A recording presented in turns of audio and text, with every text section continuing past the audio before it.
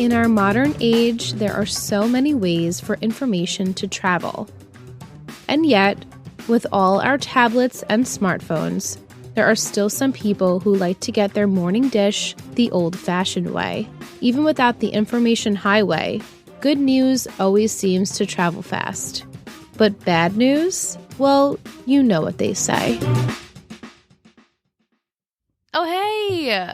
Welcome back to Three Gossip Girls podcast. I'm Liz. And I'm Michelle. Tonight we're discussing Season 5, Episode 21, Despicable B.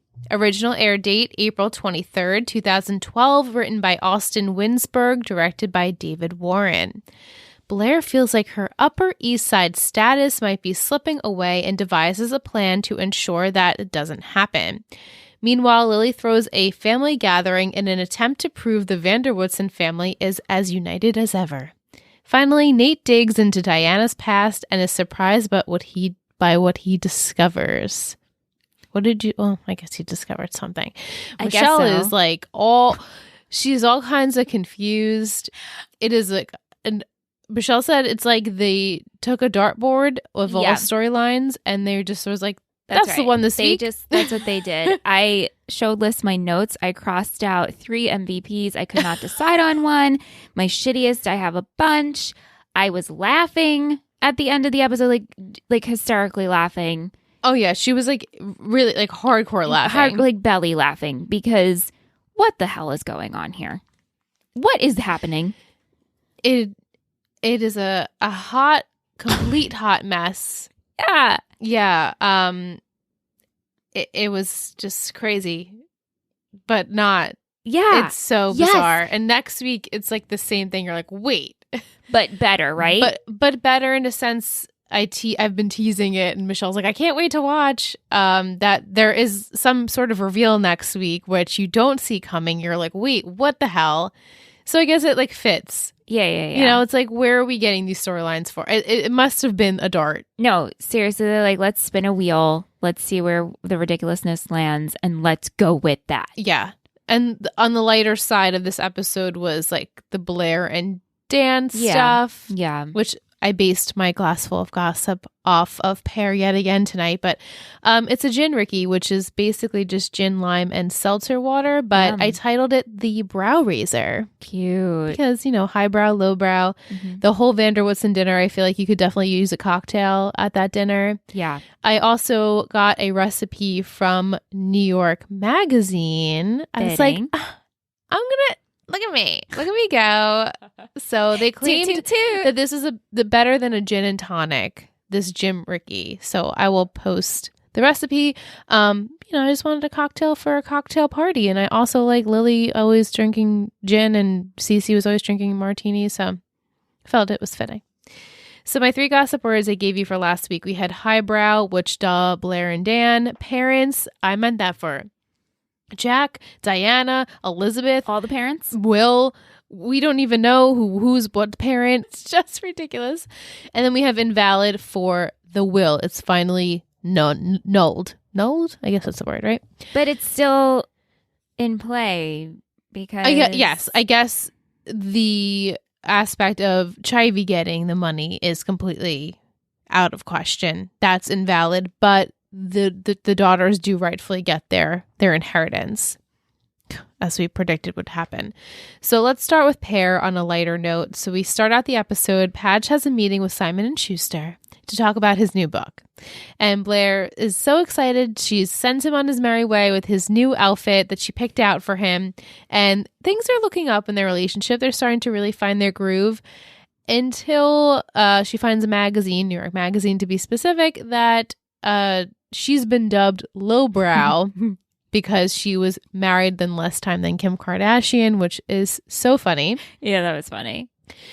Poor Dorota. She's been trying to hide this magazine all morning from her, but to make matters worse, Dan is actually considered to be highbrow, and nothing in the universe is right anymore in Blair Waldorf's mind. She must become more highbrow than Dan right away. So later that day, to prove to the world she's high class, she sets up an exhibit in her apartment, full of all of her high-end accessories and jewelry and shoes. in case FIT wants to just display it. So cute. It's incredibly Showcase charming. It really is. She's very sweet. Imagine being Blair and also being Padge, and Padge is considered highbrow. And she's like, I'm sorry, what? Yeah, I'm like, I'm sorry, what? Yeah. FIT's rep comes and he's like, I'm not really interested. You're hardly a princess. And he leaves. So this leaves her. Really, she doesn't know what to do. Dan returns with good news just to really dig in at Blair. And he's one of the 5 people nominated for the New York Public Library's 2012 Young Lions Fiction Award. I believe your exact words were, how does he keep falling into this shit? Yes, I think that was my quote. I am still baffled beyond belief that this person, this 20-year-old nobody from Brooklyn, has wrote a book and now he's one of 5 people nominated for this special Young Lions Fiction Award. And I'm just like, who are you, Daniel Humphrey? That you just keep stepping in shit. You really did well. Highbrowless. He's highbrow. He's so highbrow. And then he goes on to even say later, I don't even care about this stuff. I'm like, oh, you are so lying to yourself. Please. You are so lying. Yeah. So he wants Blair to come as his date. So of course she says, yes, I'll go. And he's like, it's so low key, like super casual cocktail party, dress really casual. She's like, I know how to dress. Well, she buys an evening gown. Naturally. with gloves, with opera gloves. Yeah. Very lavish. And she says that highbrow people are actually boring. She would rather be despicably highbrow. So, Victoria Beckham, who else? Bloomberg, right? Those type of people are her people. Those are her people. Those are her people. Doctors and lawyers, not so much. They're boring. So she decides she's going to cause a scene. She's going to try and upstage Dan at this party. Right. Just so everyone remembers she's Blair Waldorf. So she takes the spotlight away from her beau. Not good. But at the party, she takes off her jacket and Dan's like, while you look beautiful, I thought I told you, it was a casual party. And she's like, you don't know anything about fashion. And so he's starting to talk to people at the party and she's just going up to them like, I'm Blair Waldorf, the muse. That's me. I'm Blair Waldorf. Here I am. Charming. She's so really cute. Found this in this episode. Maybe there's some episodes where I'm in the mood for Blair and yes. maybe I'm not in the mood. I absolutely loved her in this episode. She was great. I feel like Cordy said it best last week. She's like, Dan and Blair are the same type of annoying. They are. Where some weeks you're like, oh, I'm into the annoying. And some weeks you're like, oh, no, I can't stand the annoying. So this was a good week for her. I think overall I'm more into her annoying. The Blair annoying versus Padge. Oh, absolutely. Yeah. Yeah, Blair really can't do any wrong in my eyes anymore. I mean, I'm sure she will. She certainly can. But this was really good. Yeah. This is Blair and she's getting back to her footing of being Blair Waldorf. So Dan is actually asked to make a speech at the party. All of the 5 have to make a speech, I guess. Right. And he begins to, but then his girlfriend Blair just walks right up beside him and she interrupts his speech. She announces she'll be donating to the Young Lions to help with children literacy, but she wants it to be anonymous, which reminded me of that episode of Curb. Yes, I was just gonna say that. And I had to tell Randy, I was like, this part reminded me so much of Curb, where she wants to donate as Blair Waldorf, but she wants it to be anonymous. Right. Like everyone should know it's me, but it's anonymous. And also this party just really reminded me of a scene from You. Yeah, with the library. It could have felt like we were watching an episode of Definitely. That. Yeah, I know it so many times when it comes to Padge, he's in a bookstore in something with books and you're like, it's you. It's you. It's you. Yeah. Hello, you. Yeah. It's really him. Yeah. So she makes a speech. She's like trying to toast. Nobody raises their glasses. It's really embarrassing. Dan pretty much runs out of the room. He's upset, but not as much as I thought he would be. I feel like he was more reserved. He's just like, what are you doing, Blair? I think he understands what she's going through. He knows. Too. Yeah. He's like, you did this because of the article and you really just don't know yourself. And don't you know me? I don't care. Yeah. Sure, Dan. Sure. And she admits she's been in every man's shadow since she can remember. First it was Chuck, then it was Louis. Even Nate. Do you think she was also in Nate's shadow? Absolutely. He was an Archibald. She was the one on the arm. Like, right. It's a pattern for her, and she continually finds herself in this situation. So with Padge, it was like this person loves me. I think this is great. He really is good for me. But also now he's what everyone's focusing on. It's like, hello, here I am. I'm standing here and nobody sees me. And also maybe the lore of Padge subconsciously was, oh, he is just lonely boy from Brooklyn. Right. I can finally be on top. And she's also been in Serena's shadow too. Even though she's Queen Bee always, she's always been in a shadow. Which just breaks my heart in this scene because really, Blair, I just want you to be on your own and not in any shadows. She needs to find what makes her special. And she knows what that is. She just, for some reason, when she is in a relationship, the focus is not on her, and she really needs it to be on her. She needs the focus. That's her personality type, and you just nailed it on the head right there. With Dan was lowbrow, and now he's not. So she thought, like, okay, this should be safe, and also like with the Serena stuff, like I have never been on top of Serena. Now it's like I got her ex-boyfriend, so it's subconsciously, I think she maybe got into this relationship for maybe some of the wrong reasons, but we'll see where that goes. But he tells her, you need to find the confidence. I know where this is stemming from. I wish you saw what I saw, which I loved. It was very sweet. It was very, very sweet. Genuine. I believed him. Extremely genuine. And then later that night, Blair comes to apologize, and she's like, I need help finding myself. Can you help me? And he lists all the reasons why he fell for her. He's like, you're strong and smart and confident. And they hug. And I just absolutely adored. I mean, and you said it too, which I agree. Why people hate Pear. Why do you guys hate them? Well, there are people who do like Pear. There are people that like them. But there are people that love Cher so much they can't see how good Pear is. And that's, everyone's entitled to their own opinion. I just feel like, and oh my God, I'm literally a broken record, but I see the way, especially the way he handles her. It's just like she needs that type of energy.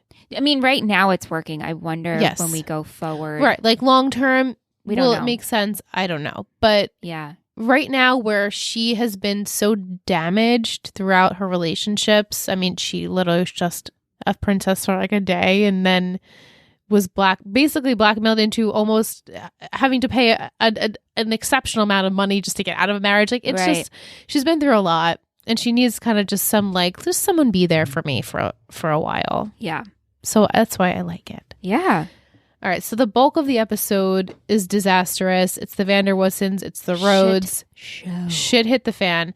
So Serena and Lily have court that morning. The judge has invalidated the will, and Chivy gets nothing, as we said. And of course, Carol and Lily get both of their half their inheritance. So Chivy is pissed. She goes up to Lily and she says, "You paid off the nurse to lie on the stand, didn't you?" And Lily says nothing. But as we know the nurse knew who Chivy was and loved her and knew she was good for Cece. So it wouldn't make sense for her to say all those nasty things about her. Right, and we know who Lily is. And we know Lily. I mean, Lily this is just classic Lily. So smug with a smirk, like, yeah.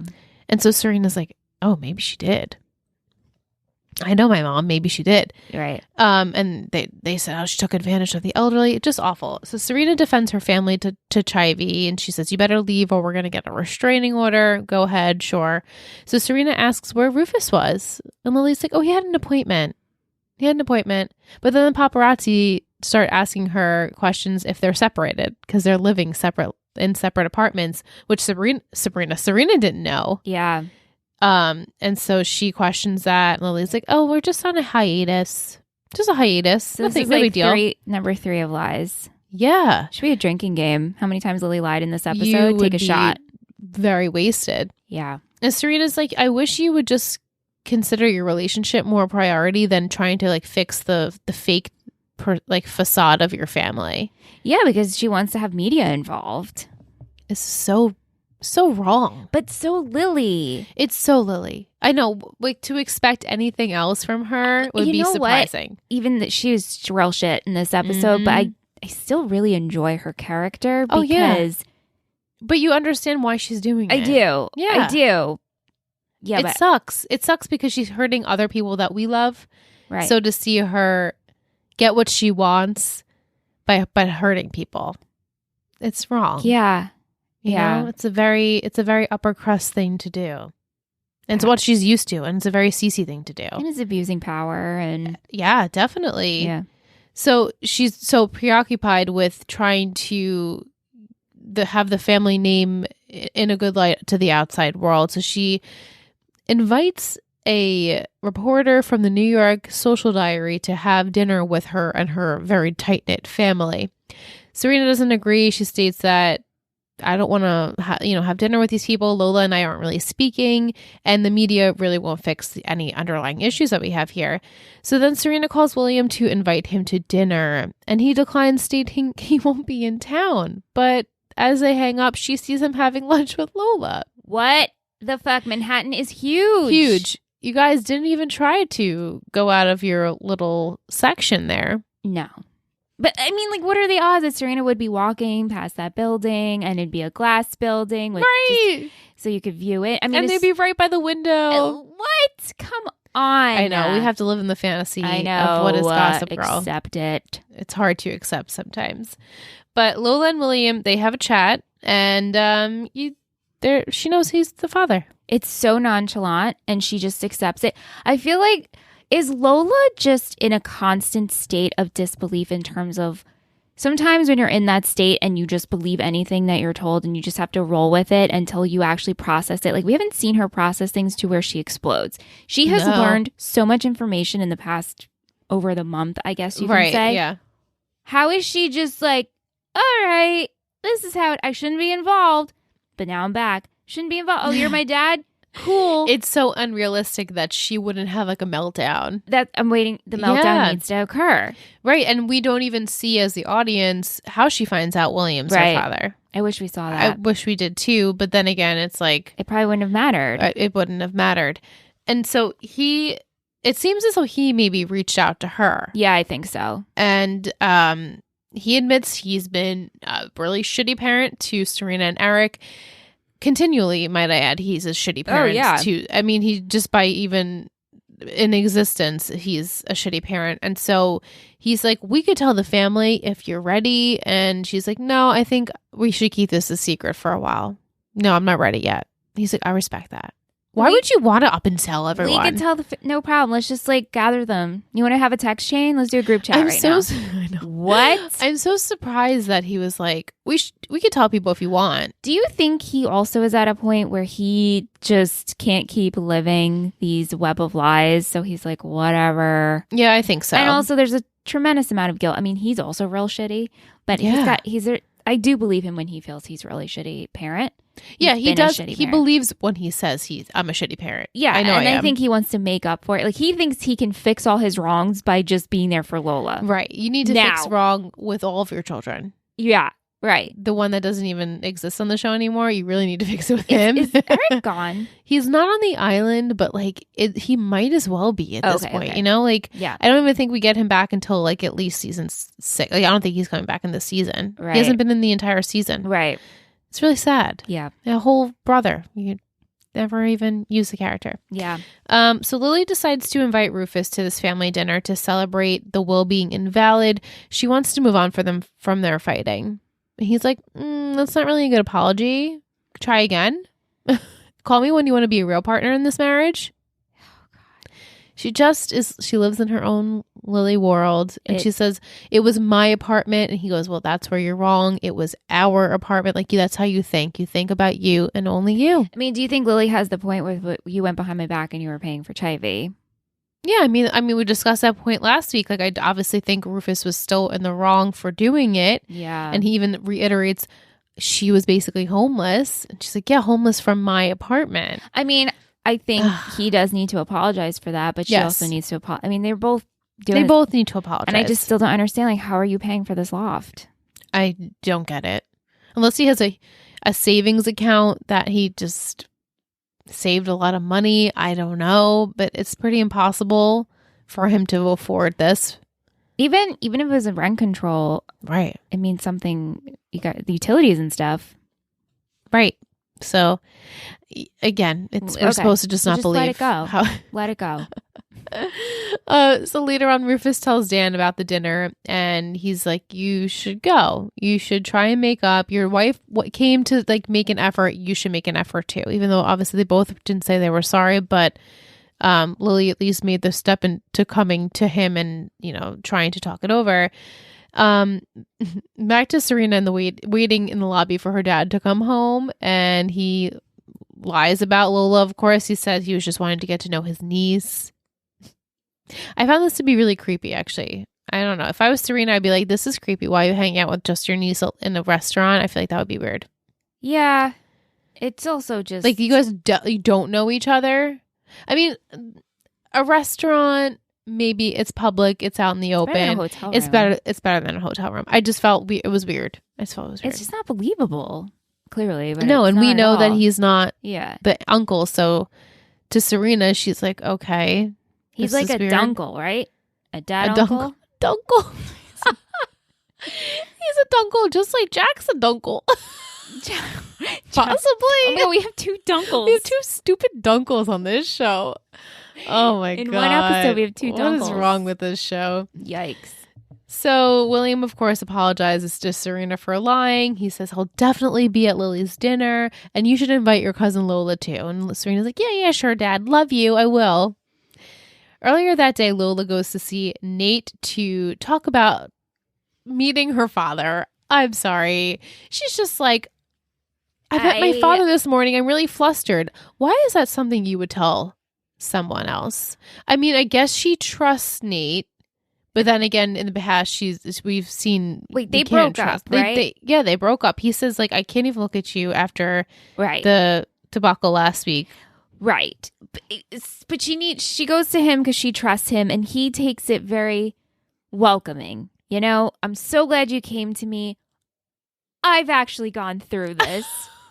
Oh, we laughed so hard. What the fuck, Nate? I've gone through this. You know, my friend Chuck, when he couldn't find his mother, and we went searching for his mother, we're like, Nate, this is not about you, sweetheart. Nate always feels like he can relate with these like other... and they're ridiculous. Like, remember when he first met Lola and he brought up about his family drama? Yeah, I'm like, my cousin tried to kill me. Yeah. Like nobody asked for it. Yeah, no. This isn't the time, Nate. But we just were laughing a lot. We're like, what is wrong with the Nate? Why do we have to keep... And I said, it's like, we just needed to give him words to say. That's it. Like, Chase hasn't said anything in a while. Let's just throw some words at him. You know what? It's another dartboard. Exactly. They're just taking it and they're like, the whole character of Nate is a dartboard. Yeah. Yeah. So naturally he goes and sees when Serena comes to visit, he's like, you should be easier on Lola. She just found out she met her dad this morning. This is none of your fucking business to just keep like blurting out. And Serena, I mean, she can't believe it because she knows where Lola was this morning. So now she's putting the pieces together. Oh my God, William is her father, aka my father. Nate is a leaky faucet. He is. Don't ever awful. tell Nate Don't tell him anything. And also, he just doesn't value privacy. Clearly. No. It's like there's Not with Lola. There's some things that you can find in a friend or a boyfriend, and you're like, you just don't even have to say it. It's like, you just keep this between us, right? Yeah. And then he's just like, Lola has a father she just met, and Chuck was searching for his mom. Yep. It's anything anyone wants to know, Nate's up for it. Wow. Yeah, it's embarrassing. It is embarrassing. It's like really awkward to watch. Mm-hmm. Yeah. So Serena tells Lily about Lola being her half sister, and Lily's like not even shocked. She's like, this can wait until after dinner, okay? Like, no one knows, right? No one knows. Just you and I, right? Okay? Lily is media trained all the fucking time. All the time. And doesn't even take in consideration of how Serena could be processing this because Lily has a game plan. At all times. All that matters. She's instantly on the phone like, okay, I got something. So that's impressive, yes. Right? Like, Lily's so quick on her feet and she can... It's like Lily is fine with secrets as long as she's controlling them. And then when she's done with secrets, she's like, no. I'm done with it. I'm done. But I'm done. Okay, but no one else is done because they haven't forgiven you for what you've done. Right. So the fact that Lily's like, oh, we don't have to deal with this yet. You don't have to deal with this yet. Right. Like, well, we're just not going to deal. I can't deal. I'm going to have a dinner and everyone's going to come just as normal. And so Serena's like, okay. And then we know she calls someone who is Chivy to make a deal with her. So back to Rufus, he has decided to go to the dinner. He calls Lily, tells her he's coming. She goes, the dinner's been canceled. Oh. Which is a lie because Lily greets the reporter as shot. There's a shot and states that, oh, these rumors are just a misunderstanding. My family is so tight knit. Here's my niece. Here's my daughter, my ex-husband, my whatever. It's just everyone. They all arrive. Carol and William have a conversation where basically she tells him he's off the hook because she did get her inheritance money and their secret can never be told, even though the secret's already been told. Like William knows and Lola knows. The dinner has taken a wicked turn when Lily decides to publicly out William and Carol for having an affair all those years ago. And then the police come and they arrest Carol for fraud. So again, this is huge, but because Lily has done it, then it's fine. It's fine. And the reporter's just trying to get every little detail. And she's like, it's my control. I'm telling the world my story. You cheated. You had a daughter while we were married. And I'm the one who's looking good in this situation. And my sister's going to go to jail for fraud. And then Carol is like, well, that's not true. You know, Ivy will never attest to that. And Ivy's like, well, actually, I'm here. And I did. And I got off scot-free, basically. Wow. Yeah. Mm-hmm. I mean, she's given immunity for just admitting that, yeah, I was paid by her. Yeah. But here's Carol, and now Carol is being taken out by the police.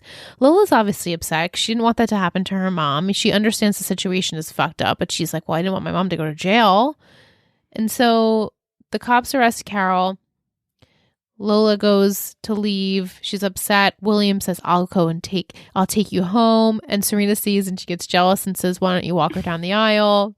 That was a good line. Yeah, though. And Mike in the chat's like, but he's the dad, so he could walk her down the aisle. Sure, it's not really a comeback. I also feel what you're feeling, Serena. Oh yeah, like, she is fuck just you, like, Dad, oh and my Lola, God, Dad, and all of you. Fuck all of you, every single one of you. None of you have been good to me. No, this poor girl. Yeah. We know why she acts out. Yes, we do. we understand you, Serena. You are seen. It's just frustrating to watch her act out. Like, I totally get it. I didn't mind her in this episode. No, I liked her in that episode. I liked her, and I also think because she wasn't involved with Gossip Girl. Yes. And so she wasn't deliberately being petty. Like, in this all makes sense of how she's acting. I'd act this way. Absolutely. Probably. It's all justified. Yeah. And the fact that William, he was going to help Lola. So she runs out. William chases after her. And the first time I did watch this, I did tear up because I felt so badly for Serena. Yeah. She's like, I've always wanted you to be in my life. When I was 4, you left. Ugh. And I had no relationship with you. You didn't even want me to find you. That's how messed up this is. And so she's like, and the second that Lola comes into your life, you just, you want to have a relationship with her. And it's just really messed up. All of a sudden, he feels like he could have the second chance with Lola. It's like, well, what about your other kids? Yeah. You need to have a chance with all of them. You need to equally try and have relationships with all of them. Yeah. Not just the new one. Right. It's so messed up. After all that, Rufus goes to see Lily at her loft. He's like, yeah, I know you had dinner. I know you got your sister arrested. And Lily explains Carol needed just to be stopped. And Rufus is like, I don't even want to be a part of this world anymore. And she tries and retaliates by saying he'll never find an Upper East Sider woman that treats him like she does. And takes care of him. She means with the money. Him. Yeah, not like I cook and clean for you. I pay your bills. Okay, so I said to Liz when we were watching, she has a point. She does have a point. But yeah, but like the point is like to Rufus that doesn't matter to him. No. And he's like, you don't get it though. Like I don't care about that. I just want my wife. I want us to be equals and partners. Do you think Rufus understands why Carol went away? Like Carol got what she got coming to her. Yeah. He acted like, I can't believe you put family in jail. Right. And then she claps back with that. Which that was such a low. It was. Whoa.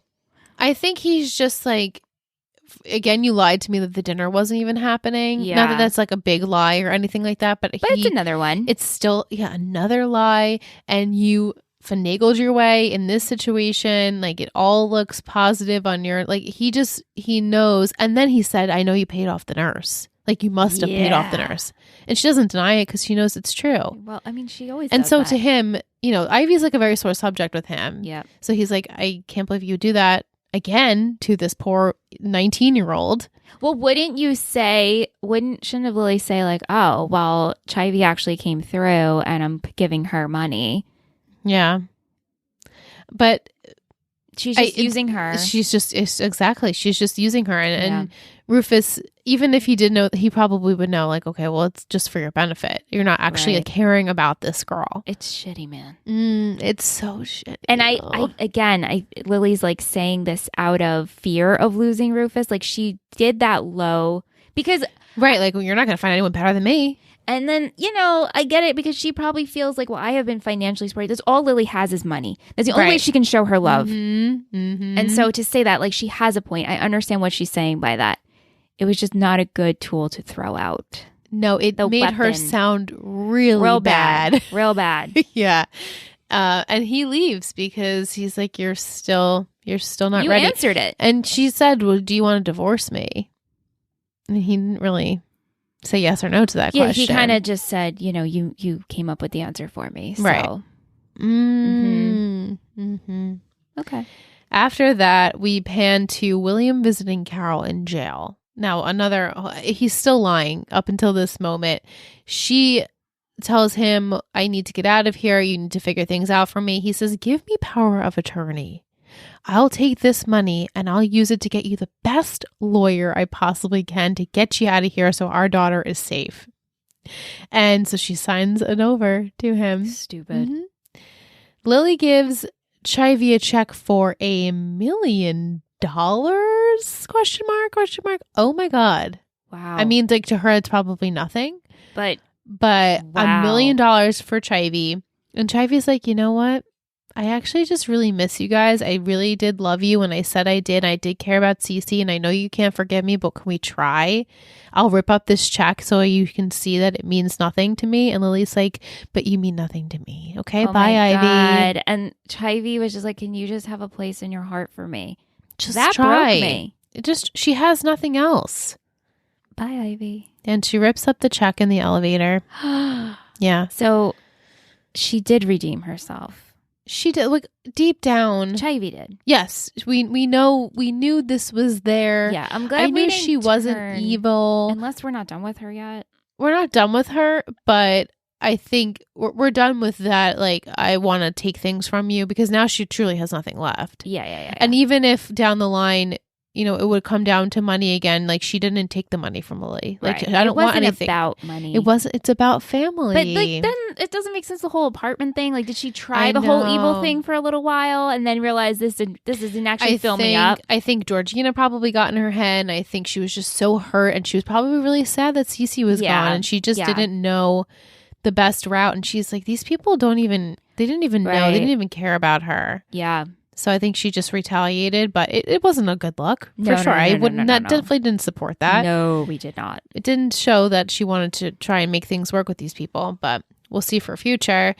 Lily receives a phone call then from William, who I guess was playing Carol. He's like, she wrote me over, the will, and now I have her funds, and you're going to use these funds to help out Lola, right? And Lily's like, of course. I wouldn't let just because it was out of cheating doesn't mean I would, abandon this girl. And he's like, why don't I believe you? And she's like, I'm not a monster. And then they hang up, and he's like, take me to JFK. Yeah, because I guess he was coming over because he was going to give her the money. I'll see you soon. So I don't know. Like, Lily can be manipulative. But I really hope she wouldn't take away Lola from didn't her do niece. anything to her. Nothing. Right. Although, Lola had the last word with Lily and said, my mom, I understand why my mom wanted me to stay away from you people. Yes. And Lily's like, And she got, I didn't want my mom to go to jail. This affects me too. Mm-hmm. Yeah.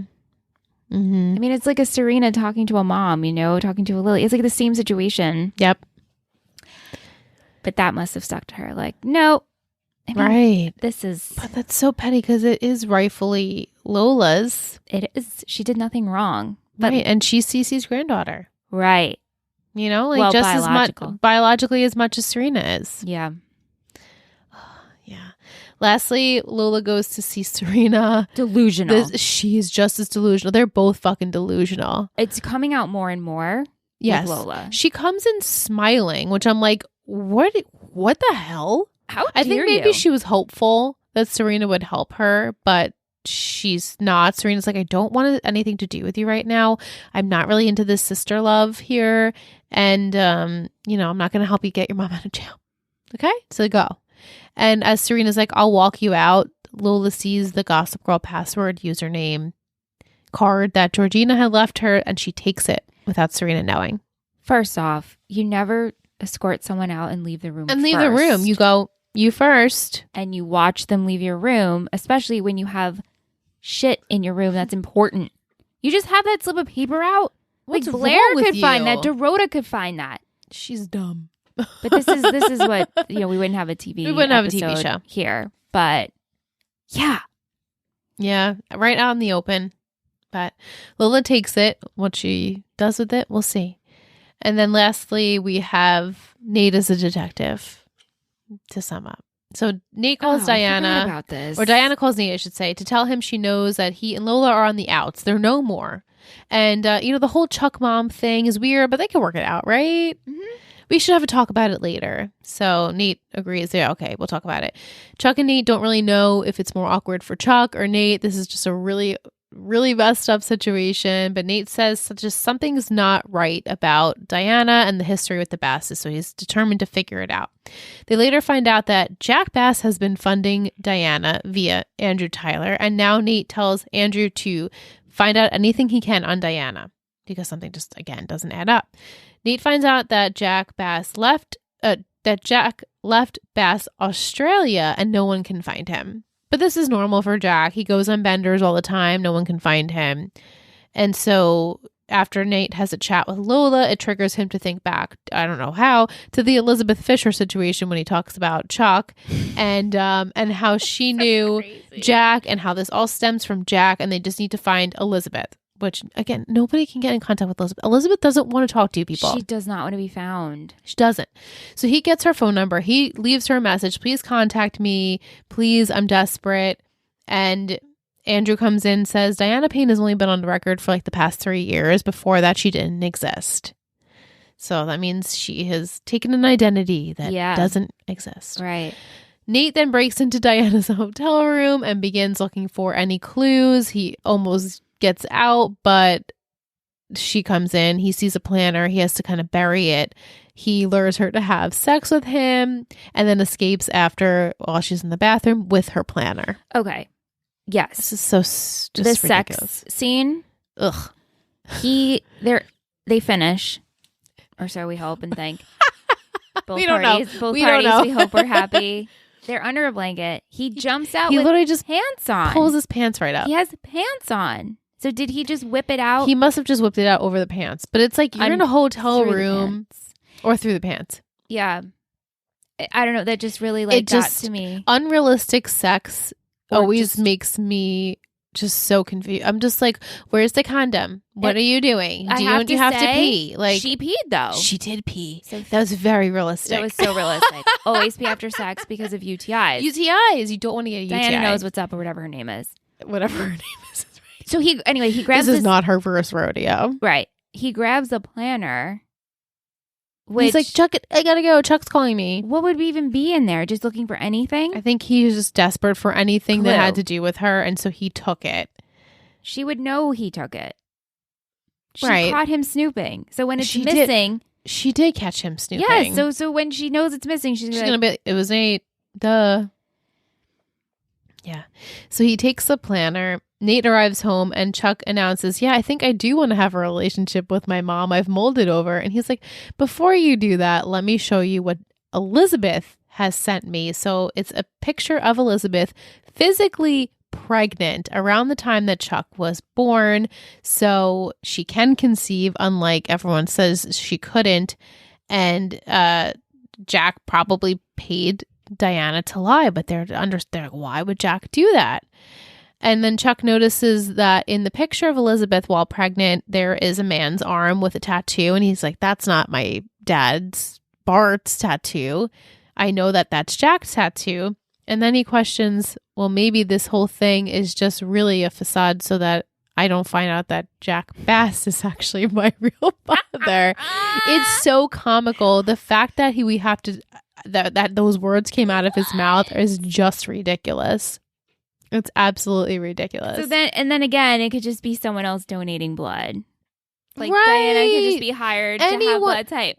Diana could have just had the same blood type. Why do we even have to spin it that, oh, maybe Jack Bass is my father? And like, also, what? Okay, let's say Elizabeth is pregnant in that photo.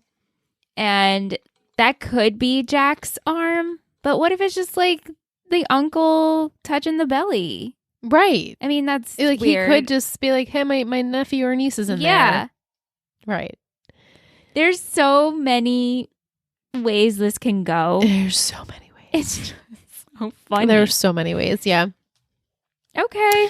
Yeah, that's under my summary. I just wanted to shout out Maria, who sent us her thoughts on this episode. She's actually only in season 2 of our podcast. Oh my gosh. Yeah, but wanted to say hi for this week's episode because they were saying how these past 2 seasons have been so uberly soap opera-y, which is they are so true. And the whole Lola cousin sister situation and Nate with yet another older woman seems awfully familiar to her, being that she's on season 2 now with the other older woman. What was her name? Played by the one. Madchen. Yeah. Mm-hmm. Yeah. Mm-hmm. So it's just funny. Many of our listeners told us that Chuck plays squash with Lord Marcus. So thank you to thank you for everyone bringing that to our attention. We couldn't that. figure it out. Thank you all. And we're going to take a short break. When we come back, we're going to be with our patron Will. Will's treat is live tonight. So just stay tuned for that.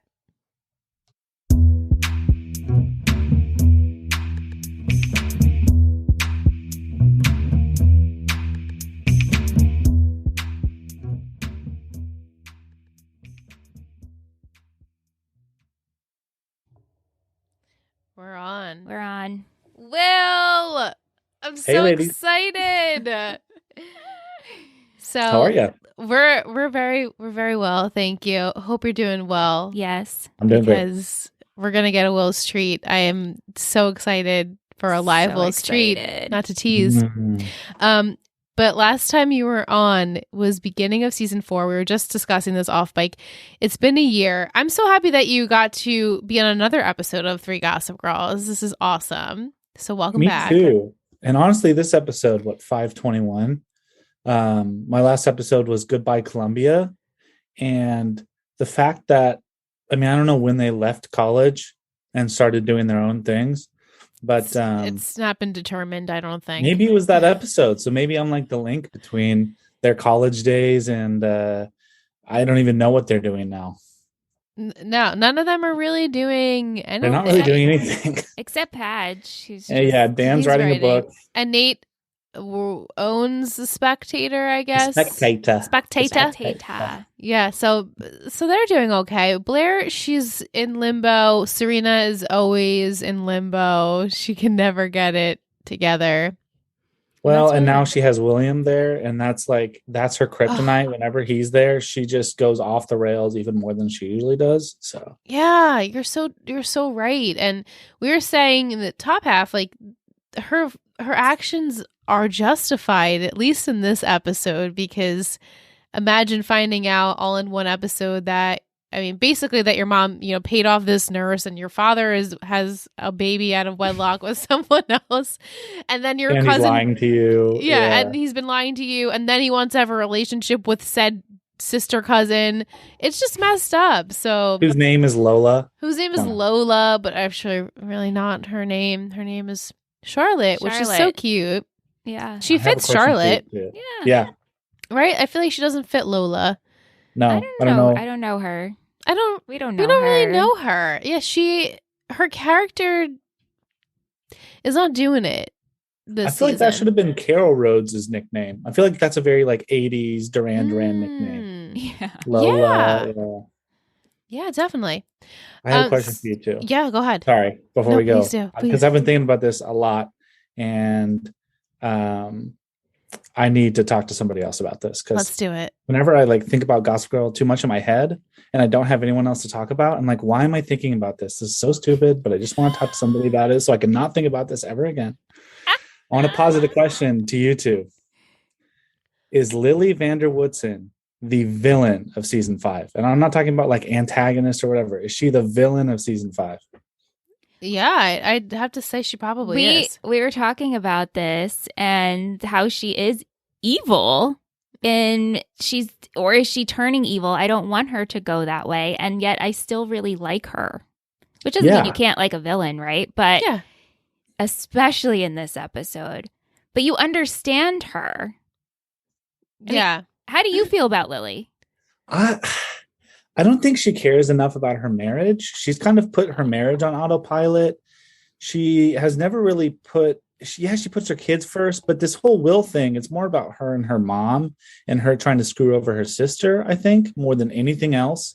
And I think she rightfully should be in her apartment. And I think that was a horrible move. And again, it's so hard to keep track of who actually orchestrated what part of this, like, plan to get Lily out of her apartment, because there's like 4 or 5 characters. Who talked to who?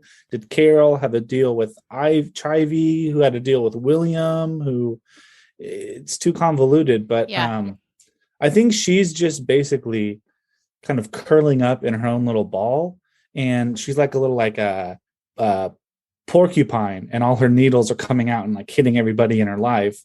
And I don't know what's going on with I don't like her right now. Yeah. I really don't. Right. I don't like her. I wish she would do better. And I feel terrible for Rufus. Now, how do you feel about what Rufus did for Chivy? Do you think it was right or wrong of him to have put her up in the hotel? I think that's his Metro card tendencies coming out. I think that he sees what this Upper East Side world does to people who aren't used to it. Right. You see Vanessa, you see Rufus, you see Scott, his kid, who he doesn't talk to, probably so true. because, I think if he would have found like Scott as a long lost kid and he wasn't in the Upper East Side, like that's like the only location in like the whole world where Rufus would turn his back on his kid. Right. Right. Because we don't see him having any like interaction in the show. So we have to, basically, agree that it's canon that he doesn't have a relationship with his kid anymore. And I think in any other circumstance he would. So I think he sees Chivy as basically either being infected or being hurt by the Upper East Side as a whole. And like Lily is the embodiment of the Upper East Sides, and she's his wife. So I think that he feels this powerful pull to help her, even if it doesn't make sense. And even if it kind of does go against their marriage. I think Lily's right when she says that, like, you're going behind my back. This isn't trustworthy. I don't like this. I think she's justified. But then she literally can't understand a world where someone needs money. So she couldn't understand Chivy's concerns at all. Right. So I'm not sure Lily's the right one to be speaking about the moral or ethics of it. She can really only speak to the marital side of it, I think. Yeah, that's a great point. It's something that we've been seeing time and time again with her. And she kind of just wants to dismiss, oh, I did that, well, let's dismiss it. But you did this thing and you should apologize for it. And they both, we were saying earlier, like neither of them really apologized because they don't feel that they were probably wrong. Yeah. And so this power struggle is not really working out anymore. Like Rufus feels like he is at his wit's end with the way that Lily manipulates the situations. Yeah. And it's always financial. What's his incentive to ever go into the Upper East Side apartment again? The way that like Lily's acting. Why would he? Right. Maybe like to hang out with Vanya? That might be the only reason to stay there. Vanya loves when Mr. Rufus comes. I know. It's so cute. Yeah, he was really missing him. I don't know. I don't know how I feel about Rufus at this moment. I kind of feel like, yeah, Rufus, you should get out of this marriage. What are we gonna do with him? Nothing. He's a doormat, and I think he's just gonna hopefully just not get mud caked on his doormat. Mhm. Right. Maybe like wash him off. Maybe use him as like a small rug. Yes, Yeah. that'd be nice. Because they're just putting him right in the middle of like Fifth Avenue, and letting pretty much everyone in his life just walks on it. It's a mess. It is. And it's like, I was just about to say something for the next episode, so I won't. But you can just see, even in the next episode, it's just like, ugh. Yeah. Oh, I'm sure. Mm-hmm. I can only imagine. Yeah. How are you feeling about this season? I mean, we're close to the end. So, I mean, when we talked to you at season 4, I mean, I can't say enough how much I loved season 4. Yeah. This season, how do you feel about it overall? We had a listener write in that they felt this is like the most soap opera-y, one of the most soap opera-y seasons of the show. Yeah, this season, I think that it's just too many things going on with too many people. I think we talked about in the beginning of season 4, they cut out a bunch of main characters and then replaced them. Like for every character they cut out, they replaced them with 2 characters who would fill up their time. And I just don't think that was effective for the type of plots that they were doing. Like if you have 5 people in on the spectator plot, you have like, Nate, his grandpa, Serena, you have Diana, that's just like one little thing, but every single A, B, C plot line has like 5 people who are invested in it. And in season 1 and 2, it was like Dan and Serena, Blair and Chuck. It was all these like, they're building these plots around 2 or 3 people, and then characters would filter in and out, and then at the end they'd all come together at some type of party or whatever. But now it's like the parties seem contrived more than ever. I mean, they've always been contrived, but the parties seem more contrived than ever. We've already done this. Oh, I was about to say something for the next episode. Sorry. We've already done basically every single type of party that they've had in season 5 is just like replicating some type of event they've done in season 4, 3, 2, and 1. Yeah. And the characters aren't interesting or dynamic enough to make them interesting. So it's just kind of like they're recycling material, but not in a clever way. So that's kind of the worst. That's like the death knell for any show like this is, when they're doing that. And I think it's a travesty because frankly, I think that these Gossip Girl characters, although they're vapid and they're, some of the worst embodiments of like capitalism and whatever, that we have, they're really dynamic and interesting characters, more than other teen drama shows I've seen. And I just wish that sometimes that like the writing in season 5 would write up to them instead of writing them down. Like Serena is abhorrent at this point. Yeah. Even though she may not do things horribly, like maybe she'll have an episode where like she does the right thing. She's so annoying and I can't stand her. And I'm, with Mike and, the Sag Army, I'm still strong. But I think that the Sag Army would like to just strike season 5 from our argument. Like, oh no, season 5 didn't happen. It doesn't count. Don't count that. Don't count season 5 because she's and Lily. It's like I think the Vanderwoodson clan generally has taken such a bad term, and this whole season is around them. Yeah, and they're like the worst collection of, if you could like do all the family characters, they're the worst family, which maybe that's where the drama comes from, but they're like, it's horrible. And when the writing's bad and then you have the worst characters being the center of your whole season, that's a recipe for having a bad season. Yeah, a recipe for disaster. So this season just not hitting it. And I was telling Michelle off mic that this episode got 99,000 views. I mean, compared to the rest of the seasons and their episodes, like, we were going in the millions, and then it's very apparent that something is not connecting to the audience anymore. They're losing interest in what they're watching. Well, this story, especially in this episode, is so messy. I said it to Liz as a joke, but it just feels like there's a board of ideas and they just took a dartboard and they're like, yep, let's do that. Let's do that. We're not even going to think about it. Yeah. It's just, and it's very crammed. It's like nothing happened, but yet so much happened. And it's just, what's going on? Which way are we going? And even besides the plot, there were some things that they said in there that were just so untrue to what happened in previous seasons, like Blair, she was talking about that she was in other people's shadows. And I'm like, well, maybe, because like the whole Louis thing turned sour, and yeah, the Chuck thing turned sour, but like she's been in the spotlight forever. How is she in the shadows? She's on the front page of every New York magazine for like a season and a half, and has agency. She decided to be with Louis over Chuck. She decided to do all these things. And I feel like when they say, like Blair says, I mean, it could be a true feeling that she says she's in other people's shadows. That could be a totally valid feeling. But we're looking at it in retrospect from everything that actually happened. Like if you look at the facts, like Blair's not in anyone's shadow. Blair is the star of the show. Blair is the person who's been on page 6 because Serena's kind of been in the background. She's been doing her soul searching thing. She hasn't been, she's been a nobody for about a season and change.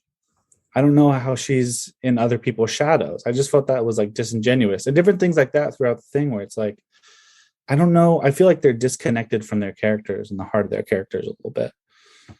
I don't know how you guys feel about that. Michelle made a good point earlier. She was saying how the whole pair relationship is Blair kind of realizing that Padge was lowbrow and he was safe, and therefore she could be her powerful highbrow self and like overstep his personality. But now that he's shining above her, it's kind of like subconsciously, like obviously she didn't choose this for that specific reason. Yeah. But it just was interesting, like, the psychological aspect of why did I choose this person? Is it because I love him, or is it because I felt like I could be my true self with him, or because of him? So what do you think about that? I think it's the true self thing. I mean, when she first started to declare her love for him, or I guess not even love, but her like for him. Yeah. She said it's because you were there for me, because you understood me, because there are parts of myself that I couldn't show to other people, like, or, Louis, even Chuck. Like Chuck may know something, but like he probably didn't go to the theater and watch a 3-hour like Polish like film, but Dan would actually go and do that. And I think that, again, that's why I think they're losing the heart of it. It's like, I'm not sure. I can understand Blair feeling like that, but that's not what you've set up. I think that it was just a convenient way for us to be like, oh, Blair's still here. Mm-hmm. Like, because she's been kind of, her relationship, I think after the 5/16, where she officially divorces, or like she's going, she was going to go to Dominica, and they have the whole episode in the airport. Yes. I think that the story swung to the Vander Woodson family after that episode, where Lola comes back in the picture and things get stirred up again. And so I think that this episode, this plot line, was trying to reestablish that like Blair's still struggling from this thing in the middle of season 5. I don't know. Again, I can't even explain it because I'm kind of disinterested. Do you think showing these characters struggle makes them relatable, though? Even though they are not relatable characters, but as you are in your young 20s, in your teens, even in your 30s, right? You're always trying to find yourself. So this part of to see them struggle, we can relate to them in a weird way. I don't know, because I've never... You know yourself so well, Will? No. The crux of her trying to discover her emotions is based off this like little feature in a gossip column. And I don't know if that's, I guess I'm not that, again, it's one of those things where I'm so far removed from that experience that I don't think I can relate. I can relate to the emotion. So it's good to see them struggle. I agree with you, but I can't relate to their struggle because I've never even been written about, no less like on a gossip mag. So why would I feel bad for her that she's basically, and honestly, like, to go away from the Blair part of it, like Dan never ever asked to be on the, he never put it in Blair's face. He never even mentioned it. He's not making that comparison. He's not if he put it forward and was like, hey, look at this magazine thing, even if it was innocent, I could understand Blair kind of acting the way she did. So there's the emotion part. I like to see her struggle because I think her emotions are some of the most interesting emotions, because Serena's emotions are just unbearable to kind of process. But it's the fact that her actions time and time again, like to undermine Dan at a big career thing. Like, what if Dan, like Blair was trying to get a fashion job, and she was speaking in front of a bunch of designers, or maybe she was, when she was acting in that thing and she was acting in front of a bunch of people, and Dan just like hijacked her whole thing. He would never hear the end of it. Mm-hmm. The Gossip Girl community would be like, Dan's such an asshole. Look at Dan, white man doing it in front of his thing, right? And they would be right. And Dan's done that before with certain people, and he should be criticized for that. But Blair's doing the same thing. And I think it's because we all love Blair so much that we can't be critical of her. Like, but that was an asshole move. Oh, yeah. That was bad. But it just shows how insecure she is. Like, she is spiraling. And because of the Louis, I don't think she's actually healed. She has gone from the whole Louis situation and then dealing with Chuck back and forth and then Pat. Like, she needs to be single. She needs to not deal with any guy or love interest and work on herself, because she keeps trying to fix herself while competing with feeling like she's in the shadow of the man she's with, or her best friend, Serena, because she, has always said she's in the shadow of Serena, even though she has always been Queen Bee. Right. It's funny because we hear that from day one. Oh, I've been in Serena's shadow my whole life. Right. Mm. But you don't actually see it. It's just how she feels. So it's just how she feels. It's just genuinely like, well, how do I take that away from her if that's how she feels? But as the audience, you don't see it. Right. You think this is Blair's world and everyone just lives in it. She's Queen Bee. But that is kind of how it is. And she needs to feel that way. It's just like this trait that she keeps battling with, like, oh, I don't need this, but I actually do need this for some validation for her.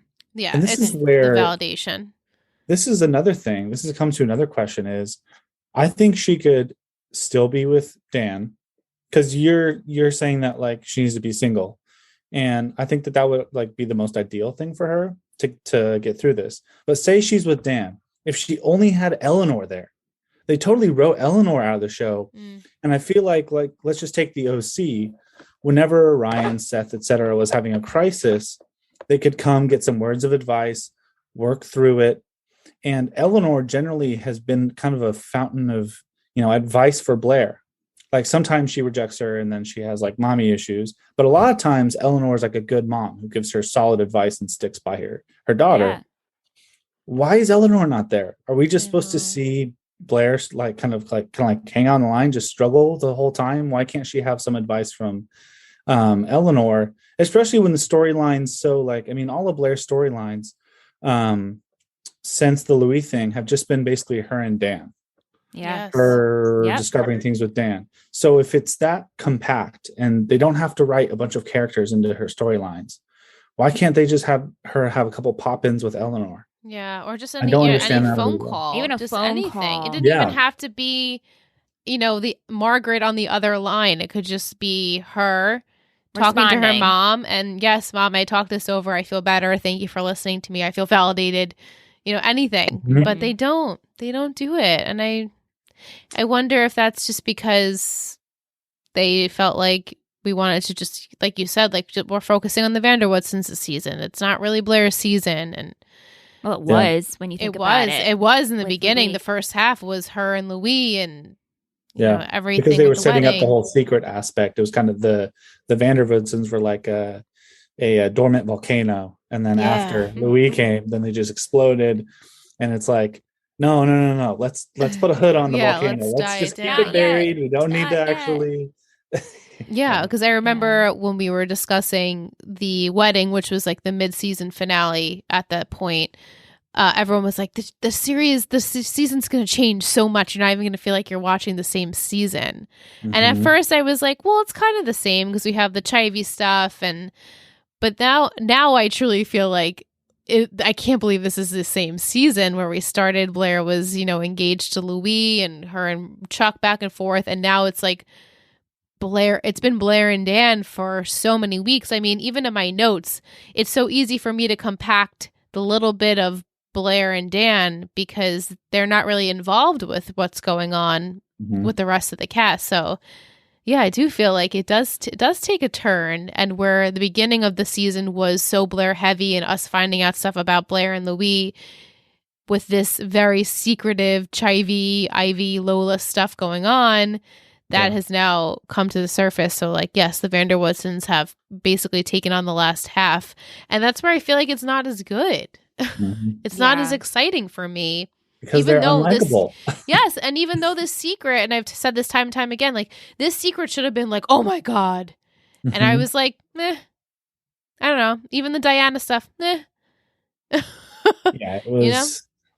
You know? And the one character, I think my least favorite character in this whole entire show is Carol Rhodes. She is just awful. And again, this is them being so disconnected from their characters. When they had the flashback, she was like the hero of that episode. She was so cool. She was a great older sister. And it's like they did a what is it called? They like almost like rewrote the history. And basically made Carol to be her villain. It's like, yeah, you could turn sour. You could struggle as they grow up as adults. That's totally reasonable. But like Carol was in her 20s. Lily was like 18 or 17. She was like a high school senior, I think. And she's like, honestly, she's giving me like Jimmy Cooper vibes. Like, okay, she's probably cool, but like all of her decisions, she seems like a horrible mother. Like, it seems like her and Lola had a normal-ish upbringing. Right. Yeah. But seeing how she's acting now, I would assume how she's acting now to be like the worst mother ever. I don't know how they're like, retconning this. You know, I don't know how they're doing this because she was so cool in season 2. Now she's horrible. She's a horrible woman. Yeah. Yes. Yeah, it's weird. I know. And I feel like maybe we'll get that story. I don't know if you can confirm for me. Do we get any confirmation, or it's just kind of like we did a role reversal to help the storyline, what we wanted it to be in the latter part of this series? Besides the end of, honestly, season 6 is blank. Although as I watch it, I'll probably remember more of it. I know how the show ends and that's it. Yeah. After I remembered everything till the season 5 finale. In those 10 episodes on the back end, only the last like a blur. do I remember anything from. So maybe that's not even a good sign. I don't know. I don't want to spoil. Okay. You know. All right, we'll just find out. It's fine. It's fine. Yeah. Yeah. So to go back to the pair, so are you liking this relationship? Now you said you're team Sag. Are you hating the fact that Serena and Dan are not together? Or do you like pair? What's the scoop? I personally think, and this is how I felt when I first watched it, I think they should have been a one true pair. Partially because you see how antagonistic they are through the first couple seasons. They are just, but they have this like witty like repartee, and every single time Blair discovers that Dan's on her level in some way or another, she has that like little smile or that little twinkle in her eye, like, oh, this dude, okay, even though she won't ever admit it and she won't tell him.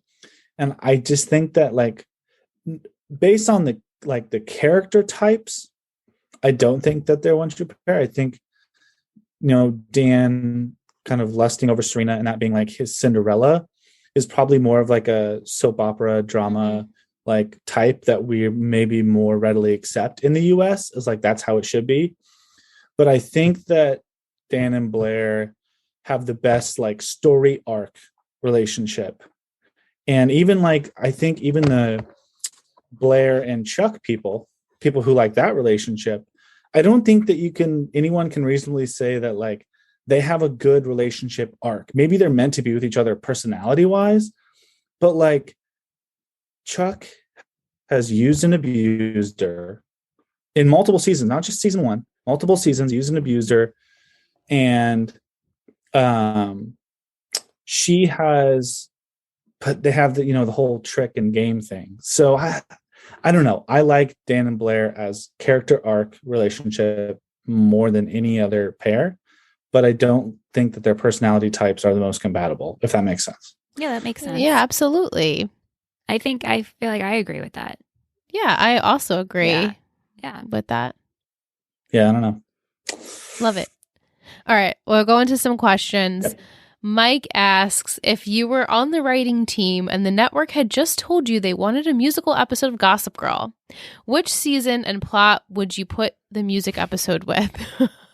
Oh, I easy. hate musical episodes. Easy. They would take a trip to Germany because they would be saving Chuck from some type of, when Jack saved him from Thailand, or like Giuseppe Chuck when they saved him from France. I feel like Chuck has been saved more from like foreign countries more than any other character. And I think this time he's like in some scheme in Munich, and it's the sound of music. Oh And my God.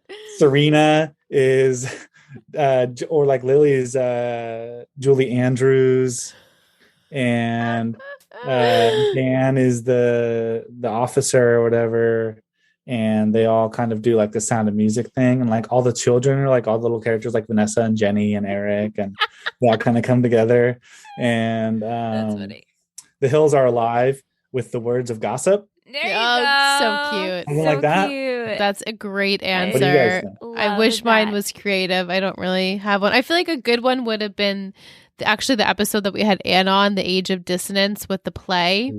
I feel like Oh, they could yeah. have spun that I was with gonna a say musical that somehow. as a cop out. Just make Yeah, that that's a musical. that's what my cop out is, because I can't. That's a top 5. I don't know. I can't forget if you did this for the OC or One Tree Hill, like a really long retrospective, like ranking, like when you're all done with Gossip Girl. I would personally be interested in hearing you guys do like it could be even like hour, 2-hour podcast talking about like, best episodes, best seasons, best all that. I'd be super interested in you guys talking about that. But Age of Dissonance, I think I've referenced it multiple times, mostly because of Miss Carr, but Yes, Miss it's Carr. it's a top 5 episode of the whole series. I think it was a Okay. great episode. I laughed a lot. I don't remember it. You don't? No, It was, I know Miss Carr because You don't Yeah. remember Nelly Yuki in the fat suit? yeah, and Nate just being like calling out. Who was he even calling out? Serena or Blair? Calling out Like, Serena is or that when they all Blair go or something. rogue? Like Yeah, on they all go stage? rogue. yeah, Joey- and like they just Yeah, keep yeah, like yeah, yeah, yeah. admitting things. I Like, thought it was so vaguely. funny. I mean, you watch it once, you talk about it, you move on. Like if we were to Miss do Carr that, and I'd have Dan to sex rewatch. in so the much. props Yeah. closet. Yes, Yes, I yes. remember that. I remember Yeah. that. Yes, we'll definitely do a bonus episode Yeah. of some sort with that, because Okay. I feel like we have to go back to the beginning, because it's been a Mhm. long would time. Have to. Long Yes. time. Mike and Jess want to know, who do you actually think are Chuck's parents? Is it Bart? Is it Jack? Is it Elizabeth? Is it Diana? Can we just call him a dunkle? Like, yes, we've dubbed Jack and William Dunkles. Dunkles. Dad uncles. We have Dunkle Will and Dunkle Jack. Dunkle, Dunkles. And Dunkle I'd Jack. rather just think of them like that. I think Bart is his dad. And I have no fucking clue. Who the mom is? I don't know. I said this earlier, like it could be Elizabeth, and that could have just been Jack's arm being like, hey, that's my nephew in there. It could be. That'd be weird, but I mean, you know, it could be. And Diana, who the fuck knows? I think it's Jack's Bart his dad, though. for the dad. Bart, I think it's Bart. I think they dropped the ball in the mom thing. I don't care who his mom is. It's so convoluted at this It doesn't point. even Like, matter, right? he's had like 3 moms. I don't He know. went from no moms to all the moms. All the moms. Yeah. All No the But, like, parents. I wouldn't be to surprised all if we parents. find out that like Lily is his It's mom. right. I was And like right? she's been secretly like Yeah. taking him as her ward and like molding him and you know. Although I can tell you now that's not the truth for anyone who hasn't seen the show, but I could see that being something that could have actually been written into the show. Yeah, I don't know who the mom is, but I think mean, it's Bart. Lily is his adoptive mother, Yes. so she Yeah, will. so I guess she true. really That's is his fourth mom. mother. Yes, yes, You yes, know? yes. Do you think Chivy, William, and Carol are on the island? No, None of them. no, actually, I can confirm None of them are on the Okay. island. Okay, good. Good. Guess he needed to know. Yes. Kim says, okay, the Rufus and Lily storyline is pissing me off. Someone needs to teach Lily the definition of equals. At least Dan knows what equals means. My question is, what the heck is happening with everybody? This is for all storylines. Seriously, what is happening? Welcome to our podcast where we're discussing what the fuck is going on. I think that was a rhetorical question. I think Yes. that I think that question alone gives the answer. Exactly. That's the theme of this episode. I also feel like when it comes to Nate and Lola or whatever's happening, especially with Nate, this season has been real rough for Nate. I feel like it's taking us like 100 steps just to get to like the one thing we could have just done. He's like, well, then I need to research Diana. And then Andrew Tyler comes in. Well, I have to find out how she relates to Jack Bass. I have to find out. It's like, we could have just told us, like, yeah, we could have just gotten there sooner. I don't know. I feel like we're wasting time. I just want Nate to be at Columbia. I want him to be sleeping with his professor and that just be his whole thing. And like the professor's connected somehow to somebody and that's his whole storyline. That would be more interesting than the Spectator thing. I feel like Serena, maybe the Spectator should have just been like a Serena vehicle. Yeah. And her kind of running the Spectator or being like a worker at it. And then Nate kind of I really wish they could have just had Nate be a true fifth wheel and just show him in. But they always try to shoe him in at weird times and they're not invested in him as like a true fifth character. He's like, so I don't, he's been off my radar for me caring about what's going on with him for a long time. So a very long time. I mean, don't we keep saying we want stuff for him and then we get stuff and we don't like it? Because they don't care. When they give him something, they don't really put full effort in it. And so we start off this season with him getting this job, but it's also through his grandfather. And then he has this affair, whatever, with Diana, but then she's using him. But then she says, but I still have feelings for you. I'm like, do you though? I don't think so. I really don't think so. I think you just... No, you like... what you said last week. Yeah, I won't repeat it. Diana's thing, it's like, how is she both connected to like the older Vanderbilt and connected to Jack Bass? So she's connected to the Bass family and the Vanderbilt family. Right. Which it's like, you would think that would come up far earlier, like season 1, where she's in both of their lives. Because obviously she has some connection to Jack. I don't think we know the full connection yet. We'll find that out. But it's like she does have also this connection to the Vanderbilts. And it's like, how is she so connected to everything in this world? And we're only seeing her now. Yeah. She should have been present beforehand. Yeah. And she knew that producer that Serena was working for. Oh, yeah. Jane, her boss. Mm-hmm. Yeah. It's like, that's, what do they call it? Deus Ex Machina. Like they're just using her as basically the connective point. The chain. But it doesn't make any sense she should have been a connective point in 5 plot lines in 4 different seasons. If she was the connection between the Basses and the captain's family. Right. Yeah. That's so true. It's all just, this is convenient for us now. Let's add it in to connect everything. But it's just all too convenient. Like for the audience, you're sitting back and saying, well, that's convenient that she also is working for the Spectator, but also knows the grandfather, but also knows the Basses. Like it's just all too convenient. It just doesn't. And it's what makes it a soap opera even more than a drama at this point. It's like, there's always convenient characters. We have like a suspension of, belief or whatever, kind of coming into the show. But when they get so blatant and so bad with it that you notice it, it's like, this is right. Then it makes it, you don't really want to watch it and continue it. I'll still watch it because I'm on the train. I'm on the Dan train. I'm on the Blair train. I can't get off until we hit the station. So okay, I'll take it. I'm also on the Pear train. Jess wants to know, who do you think Diana Payne really is if this is an alias that was just created 3 years ago? I know. I don't It's like, how do you know. even predict anything? She's about actually well, I mean, if you watched Austin Powers, you know that she's like a sex robot who's That's Mm. like right. a super Mhm. spy. So actually, I Exactly. think she's like a British super Yeah. spy with guns coming out of different places. Right. Yes. Yeah, I don't know. It's some way. I have like no words. What about her relationship with Jack? What does that mean? Well, he's paying her, right? And Yes. he's like paying her for what? To get what information? What is he paying her for? You'll What do you find think out. it is? You'll find out. Next week, you'll find out. You'll find out next week. I didn't want to say Yeah. it, but you'll find out You'll find out next Yeah. week. pretty much okay. most of it next week. I like to give her little Easter No, that's eggs. good. Well, because you had us watch it. You had us watch 522. So in my head, I'm trying to separate. I know. I'm sorry. Because I watched them back to back. So I'm trying to separate. Like, okay, I don't want to say what happened in the next episode because the next episode, I'll tell you, is a lot of the questions that you've had about what's going on this season are Mhm. answered next episode.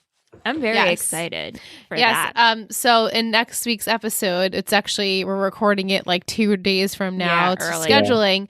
So I wanted to make sure everyone got questions and comments, and if Yeah. that's what they wanted. And I know it's also confusing me because I also watched it. I've watched it twice now, and I'm like, wait, what do I know? Where do I stop talking? Yeah. So I just want her to watch it already, so we can I'm talk probably gonna about watch it tonight and then watch it again to take notes because I need to understand what the hell Yeah, everybody's no, talking definitely about. do that. Watch it and then watch it again to take notes. Yeah. Well, Because- I'll put a plug in the Patreon.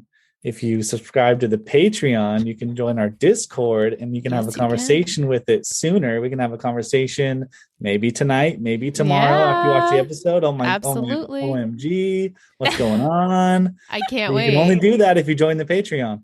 Yes. Aw. Thank you, Will, for that Thank you, plug. Will. Shameless So plug. I adorable. got you. Yes, I got thank you. Okay, so Vic says, if you could bring Maureen back, Will, what Oh. kind of storyline would we have for her?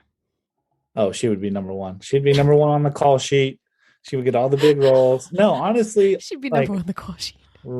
I think realistically, Maureen should have had an affair with Nate, and then Nate and Trip should have had like an old standoff where they kind of go at each other. That could have even like circumvented the whole Diana thing. She could have gone away because then it could have been about the three Vanderbilts, William, Trip, and Nate. And then that would have brought Nate into the forefront. They could have kept the Spectator, and Trip could have tried to undermine his work at the Spectator. And William basically, like, we don't know whose side he's on. Is he on Trip's side? Does he support Trip and trying to take down Nate? Or does he support Nate and he's going to like bury Trip? And it's all because Nate slept with Maureen. Very I think that would have been nice. very interesting. See, story. I would watch that. Yeah. Yeah, I like that. Vic Yeah. wants to know where you get your creativity from. I don't know. I mean, I don't think about myself. I'm like, oh, I'm so creative, but I think I like to do like song parodies, impromptu song parodies, He's kind of like like my Michael Scott in sister. The Office, except not just like weird or like about farts or something. But like, I like to do those. I like to write. I like to. I read a lot of like pop culture analysis. So like Chuck Klosterman or other people who like try and think about like pop culture comparatively. And so I like to think about like how different things in pop culture compare to each other, like analogies and stuff like that. Mhm. So I think it's just from that, because I'm not creative on all topics. I think it's just like maybe music and sports and teen dramas. That may be the only thing that I can like get my like creative juices flowing. Yeah, I mean, it's beneficial for us because we Yes, get a we Will's appreciate treat. it. Yes. Yes. I know we only have like like 13 more Will's treats. Oh, I know. But we then still we have still Will's have Poetry Poetry Corner. Yes. Yes. That's a Talking Texas Forever special. Yeah, Check it it out is. if you like the Please show. do. Some predictions for you, Michelle. What do you think William is going to do? And not William that we have here. Oh, I think William is going to keep the money for himself, but because he's power of attorney, correct? Yeah, apparently. Yeah, but he'll She hook. signed it right away. He will hook Lola up. So I think he'll send up some kind of Yeah, banking with why her. do we think that William, now I don't honestly know, but William was going to give the money to Lily to take care of Lola. Why couldn't he just keep the money of power of attorney and taking care of Lola? I don't think Carol would have signed it over to Lily because she hates Lily. Right? So maybe her and William and Lily made a deal and Carol trusts William. Right. And maybe William has some incentive to work with Lily. Mm-hmm. But that hasn't been kind of fully fleshed out yet. Right. But if William is power of attorney over, is it just Carol's half? Then he has full power of it, right? Yeah. So but then he then was going to sign it over to her before she called him. And again, Lily, no tact. She can't read the situation. Like, right? Right. At the end. And he's like, basically, fuck it. I'm going to fly to JFK and keep the money. I mean, we don't know what he's going to do with the money yet, but I think he's not giving it to Lily right away. No. And I think we'll distribute it if he can to Lola. Yeah. Right. Vic wants to know, Will, and I'm sorry if you've answered this question. I don't remember, but okay. How do you feel about Jenny and Vanessa as characters? Oh, yeah. I think I've talked about them, but I haven't done the full wrap up. I think. Yeah, because they're basically gone. People say that Vanessa was written worse. Basically, they wrote her to kind of be corrupted, but I think that she was the perfect character to be corrupted. They had to corrupt kind of the most outsider, innocent character.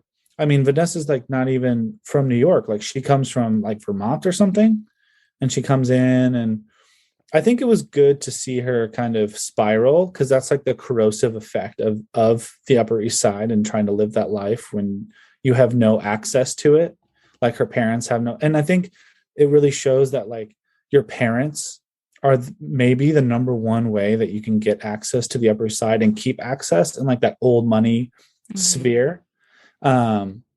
And Vanessa never had that. I mean, at least Jenny has the connection to Lily, right? Because her connections in the Upper East Side sphere, get her connected with Eleanor. She makes dresses and gets her connected to other things where even if she's on the outs with the characters of the Upper East Side, she's still able to do her work and get her fashion work going and be in certain circles and live on the Upper East Side when Rufus moves in with Lily. And so I actually find that I don't hate them as much, looking on it the whole show. I don't hate them that much. I think Vanessa's the most annoying, and I think Jenny's the most whiny and bratty of all the characters. But I actually think that there's something about them that I can't hate because I know that they're struggling, and they're struggling because they're put into situations that they don't have the skills to or the experience to really work through. So out of all of the characters, and if we haven't met them yet, which I'm sure it's probably the case we have, but is Carol your least favorite character on the entire series? Carol's my least favorite character on the entire series. Also, whoever fired Miss Carr. Whoever fired Miss Carr and whoever that was, X communicated her back to Iowa. That's it. She went back to Iowa. So funny. Also, Trip's a bastard. Oh yeah, Trip's so annoying. Sucks. His character sucked. He sucks. And he's so, and again, this is not in a masculinity way, but he's so weak. He's a weak human. He's weak-willed. Yeah. He's just not a strong person, but he's put in these positions where it's he's given the world, and he's the person least capable of being in any situation he's in. He's not, he doesn't understand the assignment at all. Whatever assignment it is, he does not understand it. Right. Absolutely true. Right. Yeah, he's proven that time and time again. Yeah. And then there's Nate. Oh my cousin tried to kill me. How many times do you have to say it? We know, Nate. We don't care. It's what he's got. We were saying how he he's trying to just make him make the situation about him. Lola's I met my dad this morning. He's so weird. A similar situation happened to me with Chuck. It's well, no, that was Chuck's situation, not yours. Yeah. You know your parents, so he's just that Nate. I just want the captain back. Yeah, because the captain was Cappy's the on the Cooper. island. Yeah, the captain was the Jimmy Cooper. No, I mean, he's probably on the island, but I just want him back. I know. Yeah, at least give Nate something with with the dad. Yeah. Yeah. My last question for you, Michelle. Yeah. What's Lola gonna do with the password? Oh, she's becoming Gossip Girl. She's gonna be Gossip Girl XOXO. Yeah, I think we're going to see her. Maybe she'll contemplate. Either, I don't know, will she threaten? Oh, maybe she'll use Gossip Girl to somehow finagle to get Carol help with Ooh. getting out of prison. And I spread like some it. rumors about the Vanderwoodsons. Or threaten Serena and be like, if you don't help me, this is what I'm going to do. Right. But if she Wow. gets money and she has the Gossip, like if she gets money from William and has the Gossip Girl password, she's pretty powerful. Yeah. Yeah, because so far all of her scheming hasn't really worked out very it's well. pretty poor, so we'll see. She's like the anti-Blair with the scheming. Yeah, It's she's not bad. good at it. She's You know, not it's good. just not her thing. We're not Yeah. all good schemers, so. Yeah. Yeah. Will, do you have a treat that you'd like to share with the world? I have a Will's treat. I decided to do Gossip Girl characters as Friday Night Lights characters. Now, these are Nice. only characters that have shown up in season 1 so far. Thank If you. I could have Appreciate done it. all the seasons, they would have changed a little bit. Can you send me that list if you could come up with it? Don't put too much work into it. I'm just curious. Okay. If you did come up with it, Yeah. she'd want to see it. I would want to see it. Yeah. Okay, now I did do like a kind of extended list. I added some people who we didn't see in the episode. That's Uh, okay. But all right, you ready? Yeah. Okay, Gospel characters as Friday Night Lights characters. Blair is Tyra, the strongest ladies on the show who both have a jaded history with relationships. Nice. Dan is Matt, the lovable lower class riser who has issues with an absent mom. Very nice. Chuck Riggins, bad boy who has a relationship with the strongest woman on the show and pays others to do homework for him. Yes, Spoiler. it's very true. Accurate. Lila.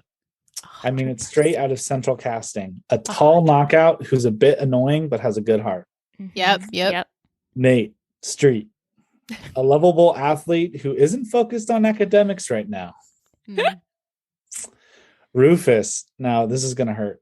Coach Taylor, No. the moral but- center of the show.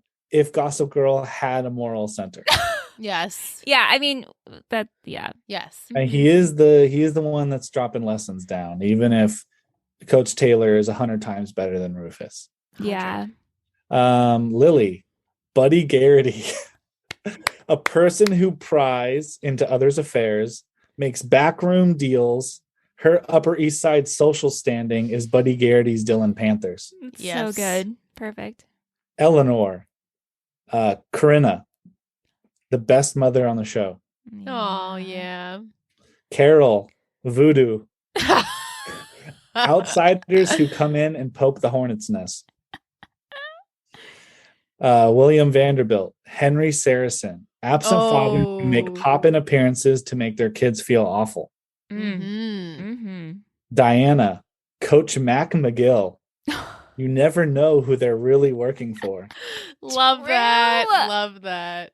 Lola, Landry, aka Lance, the outsider who gives perspective to the insiders, even helping a few along the way. Chivy, Smash Williams. They will cheat and lie to get ahead, but you can't blame them. They're ultimately pretty likable and interesting. Oh, Mhm. good. Yes. Miss Carr, Julie Taylor. Ah! He deserves to be with Dan as much as Julie deserves to be with Matt.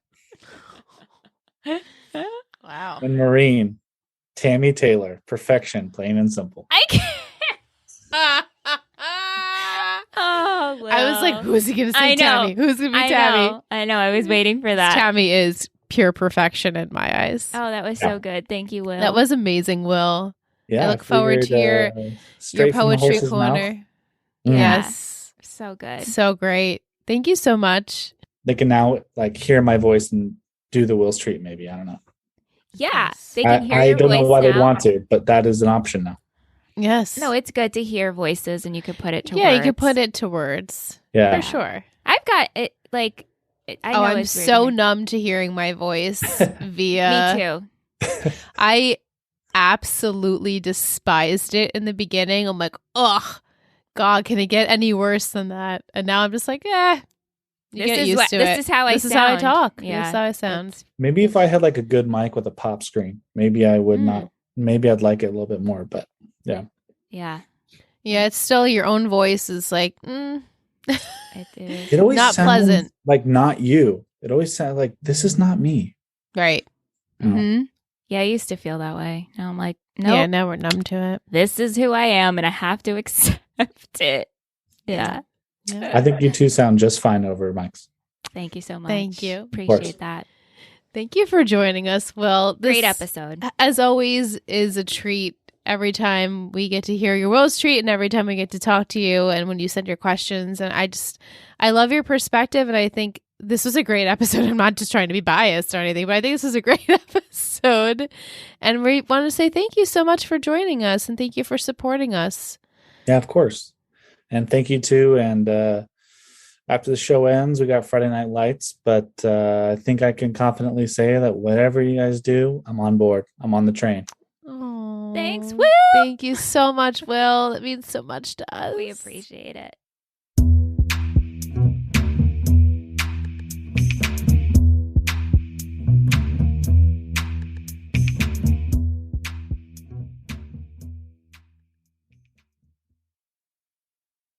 Oh, we're back. Thank you, Will. I mean, don't you love him?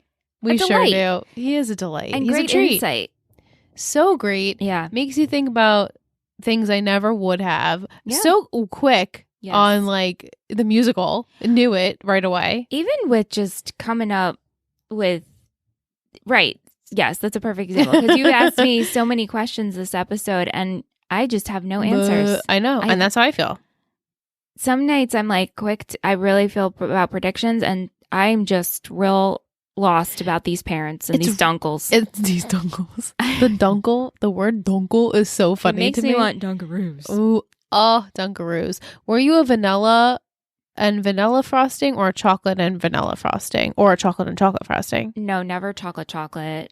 I think always vanilla. I always did chocolate cookie vanilla frosting. I enjoyed that too. Yeah. Ooh, what a treat. Mm. Do they make those? They actually, I recently saw something on YouTube. They were doing like a 90s throwback, like not a challenge, but like they were eating like push-up pops and just the stuff that you ate in the 90s and early 2000s. Yeah. And they were talking about how Dunkaroos did come back. Wow. Yeah, so get them if you can. Get them. I would love to have some. Me too.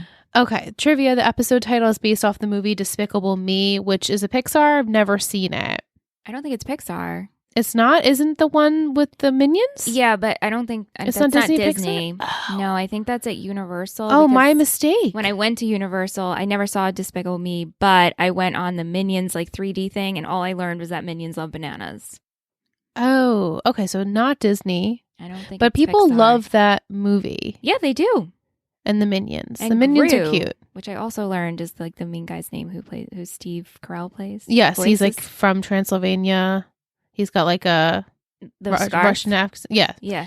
Anyway, as I said earlier, this episode was watched by 99,000. Ouch. Wow. Ouch, ouch. Wow. Yeah, besides Jack Bass, the list that Andrew Tyler shows Nate also includes the names Mark Patavina, Amy Flint, Catherwood, JJ Geiger, Rachel Goodland, Katz, all of whom are editors on Gossip Girl. Okay, I was wondering who those names Yeah. were. We had some music by Anya Maria, Foxes, Sleigh Bells, Magic Wands, and Polly Pesh.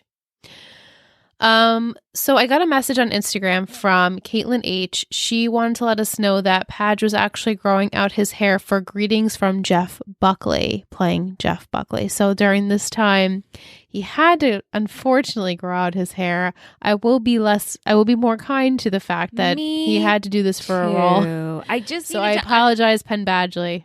Yes. And again, it's never Penn. Yeah, it took her a minute. It's always the character. It's where the I'm character. Like, why are we doing this? But now that the actor is doing this for a role, I will not. We'll let it go. We'll let it go and hope that he just gets a haircut soon. That's all. Mm-hmm. What fashion did you like? Oh, I loved Blair's robe in the beginning. Me too. I loved it. We didn't know if it was a Like a robe or romper situation, but it was adorable. The gown is just Gorgeous. stunning. I liked Lola's metal earrings, the drop earrings. They look very lightweight. I liked Serena's shades of green pea coat. Yeah. I didn't like the scarf. No. But I loved the coat. Yeah. Chivy's hair color. She looks great in that hair color. I also liked, it almost looked like a teddy coat, but it wasn't. It was like a tweed gray pea coat. And that looked really cozy. And Blair's green coat. Yeah, that was a nice coat too. Yeah. What about some quotes? Not the Dior. Don't you know me at all? I love reading bad things about my friends. It's the only thing that makes me feel better about myself. He's highbrow and I'm lowbrow. That's too bad because if you can only see what I see. She's still royalty to me. Why is it that I don't believe you? I smell a scheme when I see one. That's all I have. That's all I have. All right, it's time for an MVP and shittiest. You saw my list. She couldn't decide. It's crossed out. I had many contenders. Yeah, I'm just gonna. My answer's like okay. It's not my favorite, but yeah, same. We'll go with it. Yeah. All right. 3, 2, 1. Padge. Oh, Chivy. Yeah, she ripped up that check. She just wants some love. She wants some love. And you know what? She still went back to Lily to help her. She did. Even though Lily's like, I'll compensate you. Mm-hmm. But she really was trying her one last time. I like Chivy in this episode. I did too. I felt like we're getting old Chivy back. I will tell you what were your choices? My first one was Blair. Yes, you were loving Blair in this episode. I found her incredibly charming in this episode. I kept saying that and whatever. You'll hear that and be like, okay, we get it, Michelle. Then I had Lily. Lily! Then I had Blair again. And then ended up with Chivy. Wow. As you can see me crossing I out. see. Yeah, I get the Chivy. Lily, I understand her, but I also didn't like it. I liked the way she took control, but as soon as she said that to Rufus, the line to Rufus, crossed it right out. Goodbye. You're off my grid. I picked Padge. I felt like cop out. He didn't annoy me. I felt like even though we know he is pretentious and he wants to actually hear that highbrow status, he didn't rub it in Blair's face. Yeah. He didn't blow up in her face. He just said, I know why you're doing this and I'm here for you. If you want to be the person I know you are, I wish you saw what I saw. I love that line. I think it's so sweet.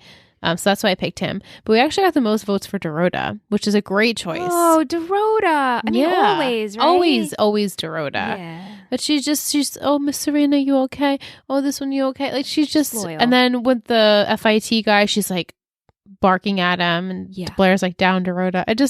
She's great. Yeah. We did have a vote for Chuck as well because he did all right in this episode. Michelle doesn't know. Shittiest. Yeah, I feel like I want to fuse a million people, but I'm just going to go with the one. I'm not going to go with the obvious. Yeah. All right, I'm interested to hear what you're going to say. I have a blue ribbon. Okay. That's not the obvious. Oh, okay. Yeah. Alrighty. Yep. 3, 2, 1, William. Lily. Yeah, I had Lily, but also Carol, but also William. How about all the parents? I had William and then Lola, actually. Lola. Because she just annoyed me. She's just annoying. Listen, she had to get the news about William being her father, but then to go to Serena and like not read the room.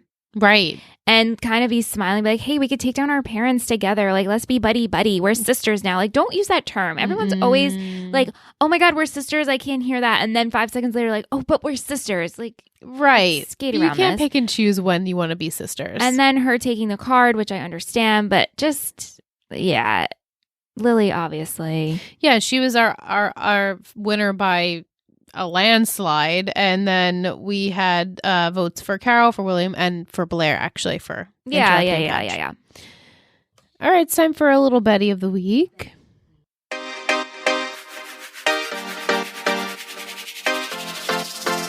You're a total Betty. You're a total Betty.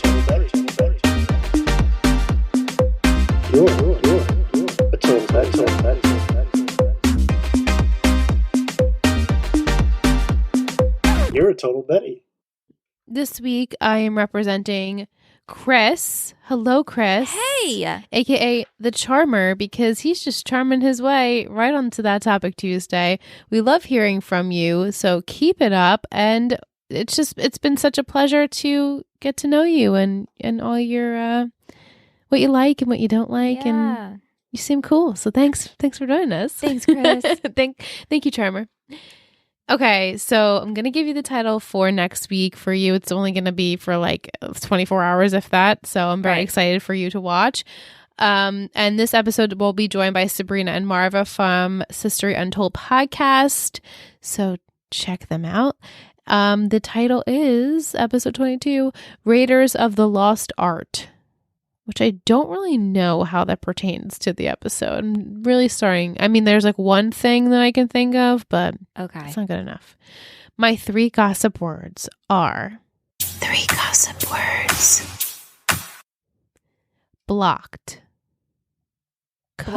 Blocked. Mhm. Code. Opportunity. Oh, wow. I feel like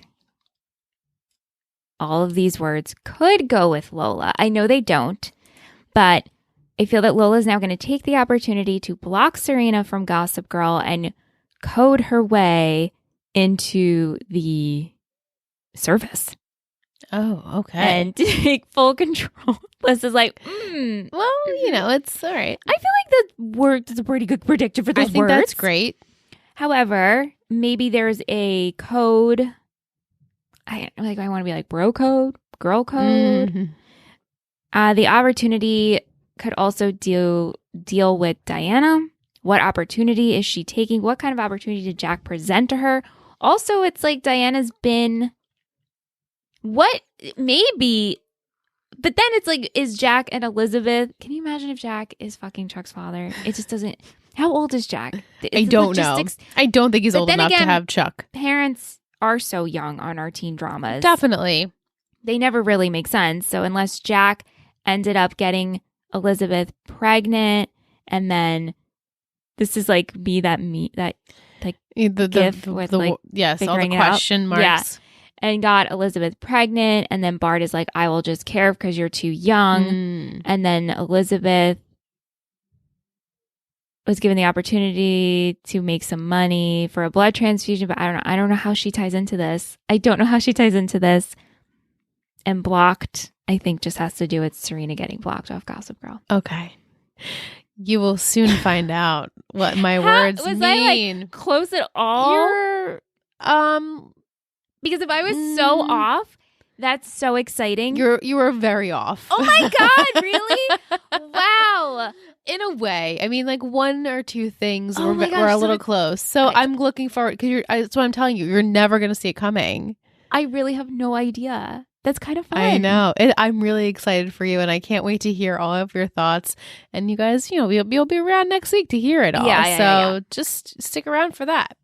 What should we do as an emoji? What works? Something about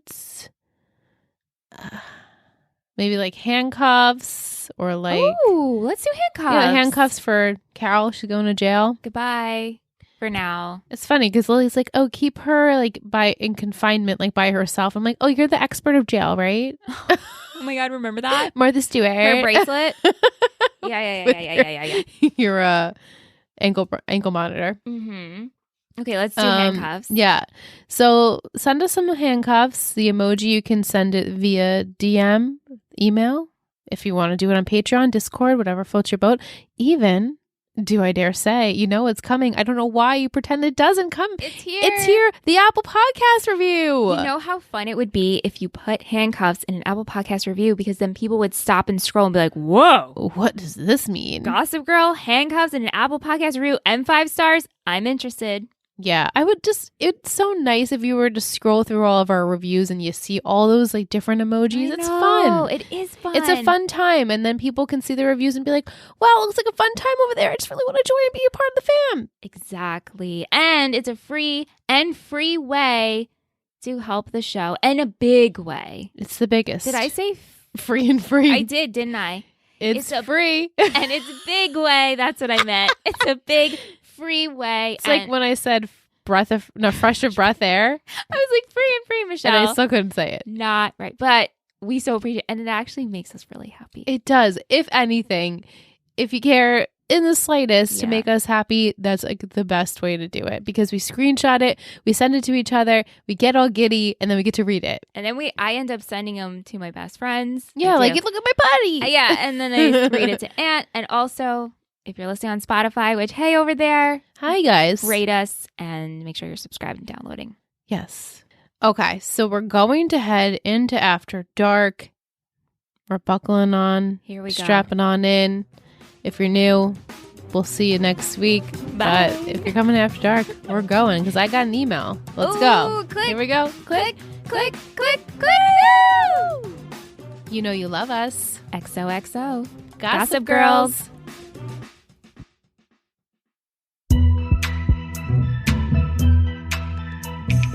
After Dark. Okay, we're in After Dark. Acela, one of our patrons, emailed because she couldn't wait any longer to tell us her thoughts. So she says, okay, so I've watched this show a few times now, and I can get behind the idea of Dan being Gossip Girl. Like, it kind of makes sense because Dan is the writer of the group, so the blast would be something I could see him writing. And my main reason it makes sense, since Dan is known to keep a secret, unlike Nate. This whole idea that in this season they are writing Nate to be Gossip Girl is crap, because the man can't keep a secret to save his life. He is constantly being told things by everyone, and they tell him don't say anything, and then he turns around and spills everything to the first person he sees. Like, they literally can't ask him how his day is, and everything starts just to spill out. I think he's a terrible investigator, so the idea of him finding out things and posting them, I can't get behind. Like, literally anyone else in the show would made more sense being Gossip Girl than Nate. So the writer saying Nate was supposed to be Gossip Girl, I think, is a lie, that they were just trying to give something to do because Nate hasn't had a story since like season 1. Sorry if this is starting to not make sense. His character just starts to bother me. Love the podcast and can't wait to hear what y'all have to say about the rest of the series. Thank you. Thank you so very much. And great points. Great points. He can't keep a Nate secret sucks. for shit. Means well. He's loyal, but he can't keep a secret. He can't keep a secret. It's shown time and time again. Next week's episode, maybe ever so slightly, it could make sense. We'll see what you think. We'll have a lot to discuss in After Dark, I think, next week. Okay. But I don't. Again, I mean, this point has been driven home, right? Yeah, You know the slogan. We're beating the dead horse. We're beating the dead horse. It's. We get it. We get it. We don't think it's Nate. No. It doesn't seem like it's Dan. No. Yeah. There was but like no Gossip Girl in this episode except for the fact that the There was blast none. didn't go out because Dorota sent it for Blair. Yeah, and she was too preoccupied, aka Serena was too preoccupied with everything, so that's why the blasts weren't going out. Yeah. Yeah. So, yes, agreed with everything you were saying, Acela, and it's just pretty unbelievable that Nate would be Gossip Girl. Yeah. So, good try. I want to share with you what I learned Oh my today. God, yes. I'm so excited for this. So if you don't know, which I would think you do if you've made it here in After Dark, and you're a You Gossip know. Girl You know. Fran, Jessica, aka Vanessa, she has a Gossip Girl podcast, and the first episode dropped on the 26th. So for us, that was yesterday. Yes. And she had Schwartz and Savage on, Which, the dynamic duo. and I loved it. And it was so good. We learned that Schwartz was having a pool party, and Adam Brody showed up with Jessica. And as soon as they met, Schwartz was like, "Oh my God, this is Vanessa." Yes, I remember hearing this story of like she just like looked like how Yeah. he wanted her to, and he was like, "You know, They the didn't part." even know if she was an actress, actress yeah. or anything. And they said they went on the computer and looked her up and saw her IMDb. So I found that really interesting. And they talked about when having Blake coming in, and she was so California. And Yes. so like laissez-faire and but she could give heart to Serena. So that's why they went with her. And then Leighton was just so funny, and you know, she's naturally blonde. Yes. And so they had to dye her hair brown, which I found very interesting. And then there was no spoilers except for one thing. They talked about in the last episode when they're casting for the Gossip Girl movie, Kristen Bell and Rachel Bilson are there. Oh fuck. And so That was the cameo we didn't want you. I I mean, knew- it's fine. I knew Rachel was coming. Yeah, you didn't know into what capacity, so that So I'm to assume, and you don't have to confirm, that is she being casted for the Blair character? I honestly don't know. And Kristen Bell, does she even have a speaking role as being Serena? Or like, I don't even know. That's me like generalizing, be like, oh my God, brown hair and blonde hair. Mm-hmm. But yeah, so I was like, oh, Okay. we're gonna go. It's I'm not all a right. big, I'm all it's right not with a that. big spoiler. No, it's not. No, it's not. I'm okay with it. But I was like, oh my gosh, this is fun to hear. And we're actually going to make Gossip Girl into a movie. What is this, One Tree Hill? I guess we're doing this. And apparently, maybe you already knew this because I don't know anything when it comes to Gossip Girl. But Gossip Girl was already in the works, written by Amy Sherman Palladino and Lindsay Lohan was going to be in it. Did you know this? I felt like I heard something about Wow, that. you know everything. I don't. Well, that would have been weird. Amy Sherman Palladino, can you imagine? This would have been a totally different show. It would have been so bizarre. Yeah. Yeah, it would have. I don't know how it would have been. I don't know. And they would have talked super fast. Yes, they would have. Blair, I mean, Leighton would have actually worked really well. Yes. Yeah. And then they talked about Ed and how they couldn't get clearance on him, I think for insurance because he's British. Yeah. And they're like, we don't have a backup. Like Ed is the only one we want. And so there was like kind of confusion. And then also how they were the first CW show. Oh, I guess to ever be produced like when it was CW. When it was CW because everything that moved merger over. and they didn't do well in the beginning because of that weird merger. Yeah. And then the whole thing with having Kristen Bell voiceover, that was a big thing because of Veronica Mars on the same network. It's really good. I look forward to next week because it's just seems like it's going to be background and cast and creators. And and that's the stuff that we're looking for that we can't give. Well, yeah. And you know? just like I want to know. Mm-hmm. I'm hoping, I mean, we'll see who the guest is next week. I don't know if there'll be spoilers for end stuff. Yeah. You'll have to listen, Liz. I know. I'm going to have to do it. Which is fine. I mean, I want to listen. Yeah, it's good. But I really enjoyed it. Michelle just gets on, she works from home, so she gets to listen and watch a lot of things. I do. Before I get a chance. I know. She's like, are you going to listen? I'm like, yeah. And she's like, I already finished it. I did. Well, by myself for 8 hours. I know. In silence. I know. Oh, I'm sorry. I know. I want to keep you comforted. Yesterday, I edited our Chad Post episode, which, by the way, you all should, if you haven't yet, you should go listen to Definitely that. check it out. That was our bonus episode. He was a season extra on Gossip Girl. Yeah, like 1 through 3. So that is out for your listening pleasure, but I edited that and then I edited Talking Texas Forever and then I listened to both twice through. Oh my God, to make sure it sounded good. And it took my whole day. The whole day. Mm-hmm. Yeah. Yeah, that was wild. Bless you. You don't need to hear all of that. Thank you for listening. Yeah, thank you for listening. Oh, excuse me. Ajita will be back for 522, and that means only 2 more episodes until we're done with season 5. Wow. Yeah, and we're actually, for 523, we're going to have a guest patron, which I picked this weekend. So stay tuned for that, and then we're done. That's the penultimate, and then the finale of season 5. Oh my God. All right, we'll be back, as you know. Hopefully you'll be listening. We love you guys. XOXO. Thank you so much for listening to 3 Gossip Girls podcast. You can email us at 3gossipgirlspod@gmail.com. Or if you want to follow this show and all of our others, you can head over to Instagram at Total Betty Podcast Network. This has been a Total Betty podcast, produced and edited by Michelle Rubenstein and Alyssa Tenio, music by Anthony Vocora.